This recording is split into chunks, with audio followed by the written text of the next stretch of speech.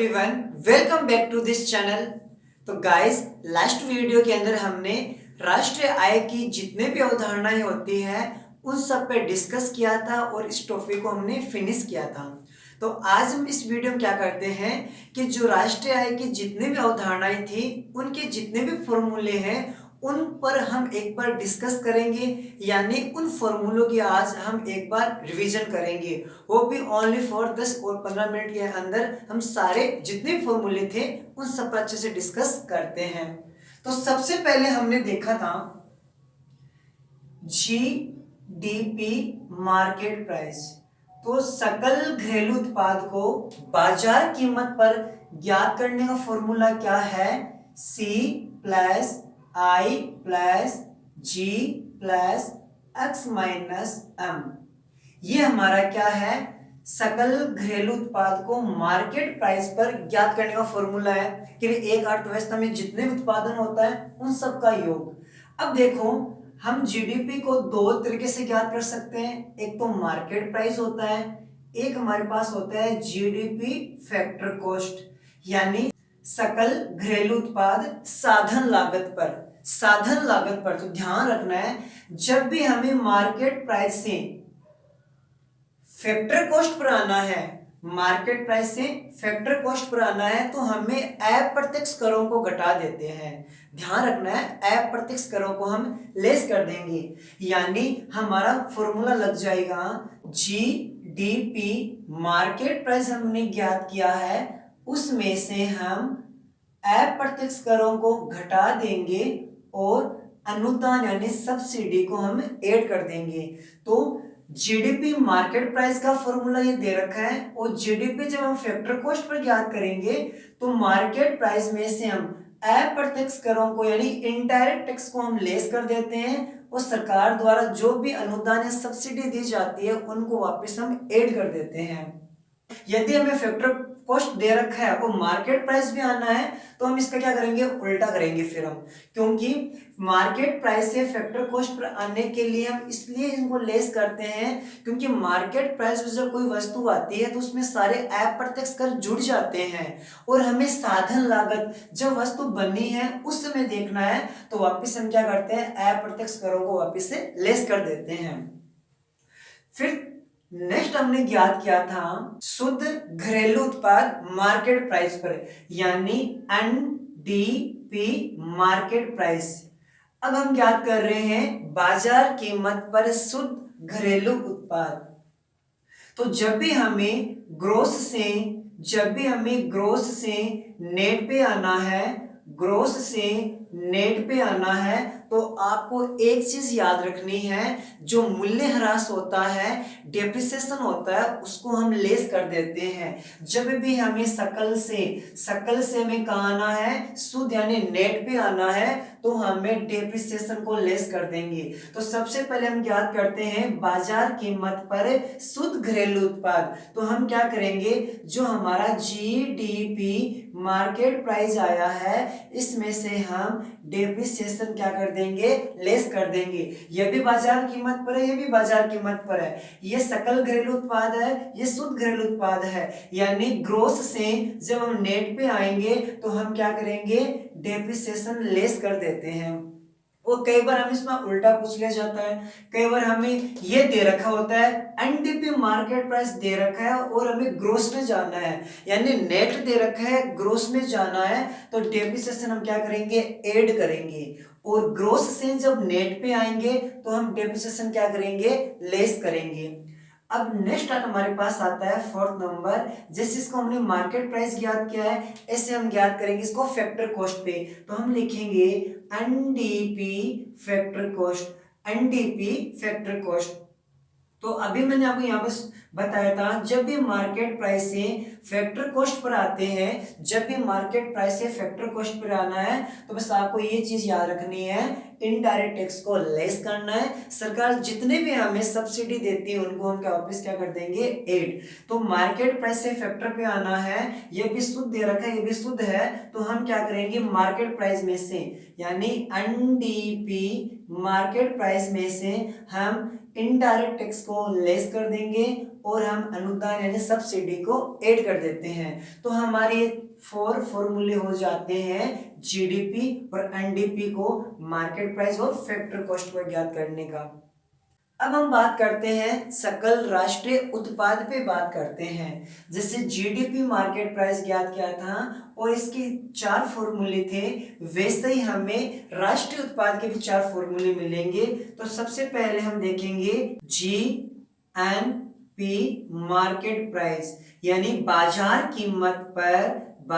कीमत पर सकल राष्ट्रीय उत्पाद ज्ञात कर रहे हैं। तो बाजार कीमत पर सकल राष्ट्रीय उत्पाद ज्ञात करने के लिए हमें क्या करना होगा कि जो जीडीपी मार्केट प्राइस आया है उसमें हम ऐड कर देंगे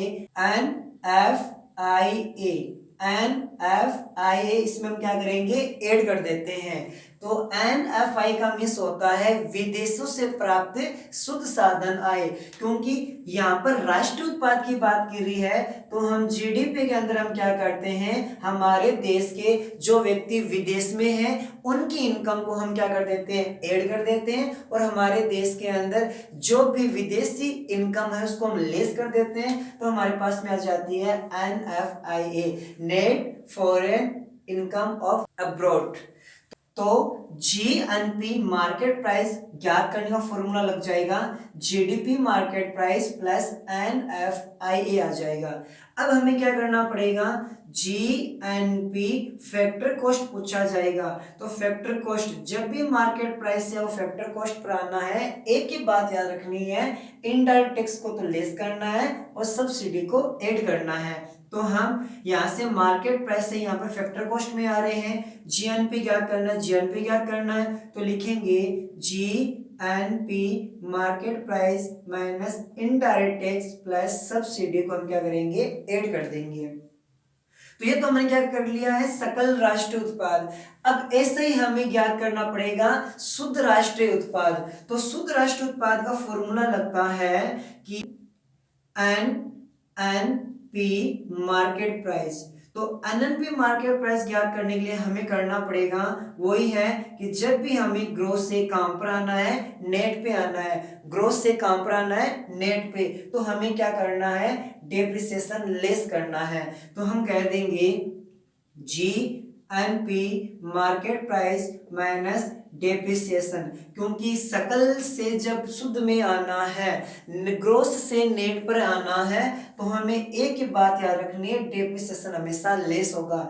और इसका हमें एनएनपी दे रखा है मार्केट प्राइस पर और हमें जीएनपी पूछे तो हम इसको डेप्रिसिएशन क्या करेंगे, उल्टा यानी कि इसको ऐड कर देते हैं।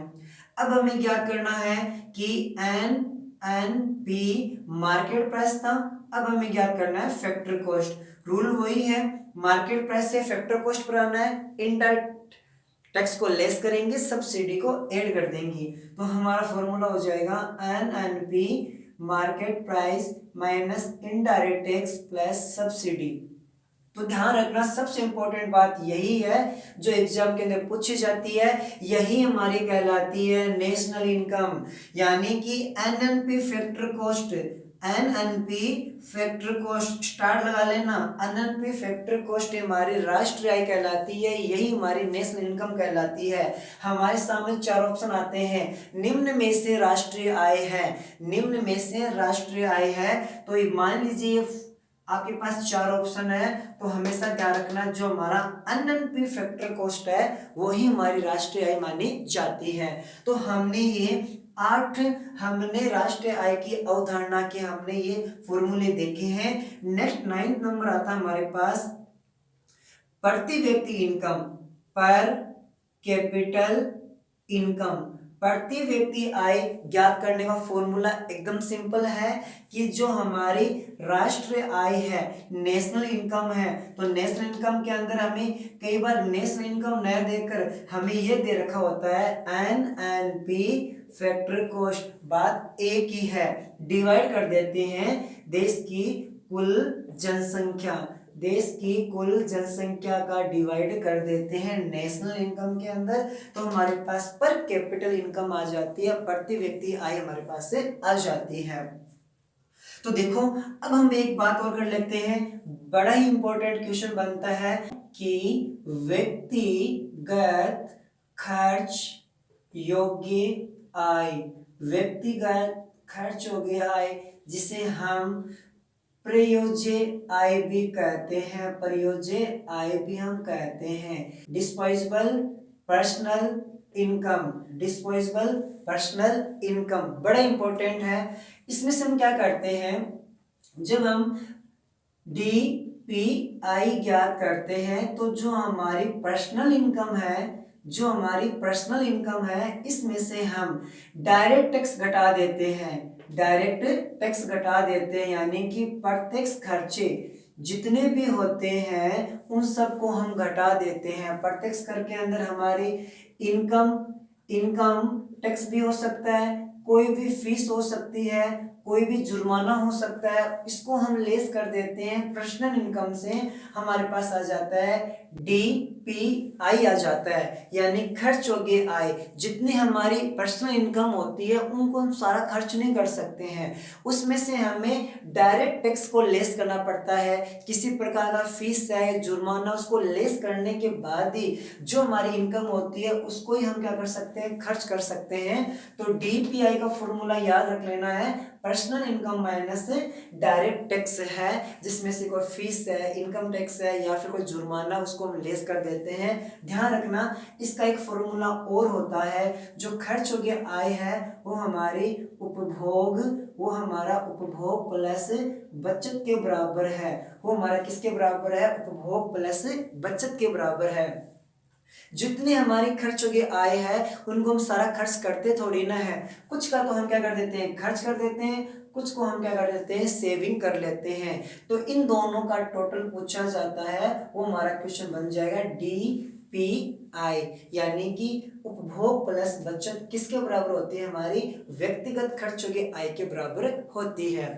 तो गाइस आई होप आपको आज वाला ये छोटा सा वीडियो अच्छा लगा होगा। अगर आपको ये वीडियो पसंद आए तो प्लीज वीडियो को लाइक करना है, अधिक से अधिक शेयर करना है। तो गाइस आने वाले वीडियो के अंदर हम क्या करेंगे, इसके इतिहास के ऊपर हम डिस्कस करेंगे, तो आप मेरे साथ बने रहिए। मिलते हैं अगली वीडियो के अंदर। Thank you so much.